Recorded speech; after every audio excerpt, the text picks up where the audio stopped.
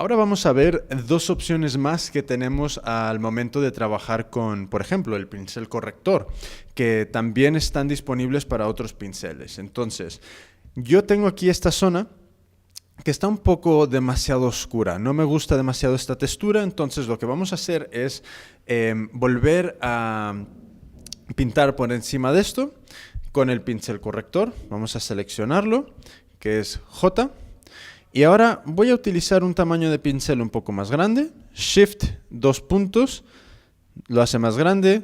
Shift, punto y coma, lo hace más pequeño. Esto es en Mac. En PC es las teclas de corchetes o de brackets. Corchetes son las que son, están al lado de la tecla P. Entonces, primero, voy a coger esta zona como la zona de muestreado, entonces voy a pinchar con opción clic, alt clic en PC sobre esta zona y veo que aquí tengo la muestra y voy a sencillamente pintar por encima de esto de aquí. Ahora, la transición es muy brusca.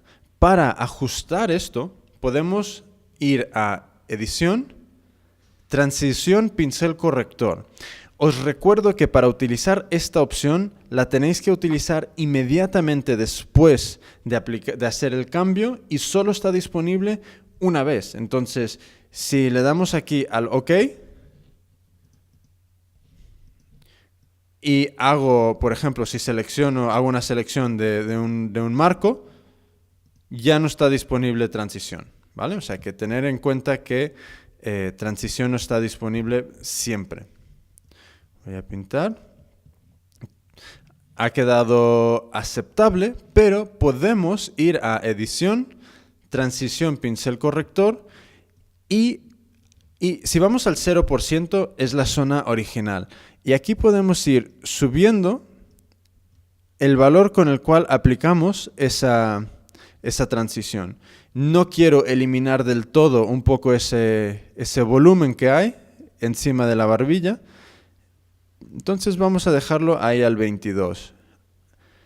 ¿Vale? Entonces esta era la aplicación al 100% del pincel corrector y esto es solo el 22%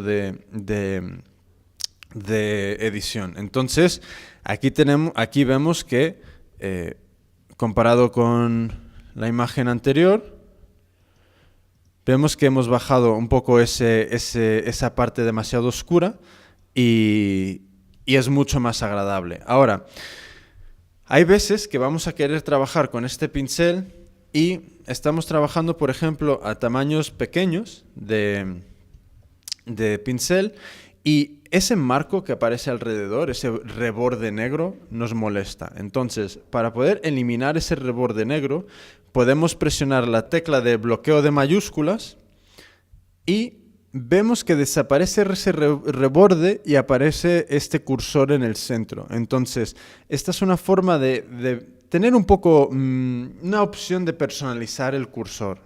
Entonces, yo ahora puedo hacer mi selección de muestreado, por ejemplo aquí, y podríamos duplicarlo.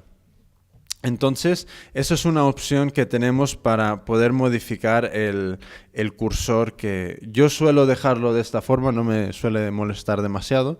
Entonces, esas son dos opciones que tenemos, la opción de transición del pincel y luego el del bloqueo de mayúsculas para eliminar ese reborde negro que podemos tener.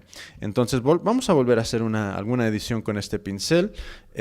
Presionamos J para seleccionarlo, vamos a hacer el pincel un poco más grande y vamos a suponer que nos queremos volver locos y eliminar este pliegue de la mandíbula. Entonces vamos a hacer una selección aquí abajo y podemos directamente eliminar eso y con edición, transición del pincel corrector podemos ir ajustando el nivel de aplicación de ese pincel. Entonces esto es muy útil al momento de querer afinar y refinar esas ediciones que vamos a ir haciendo con el pincel.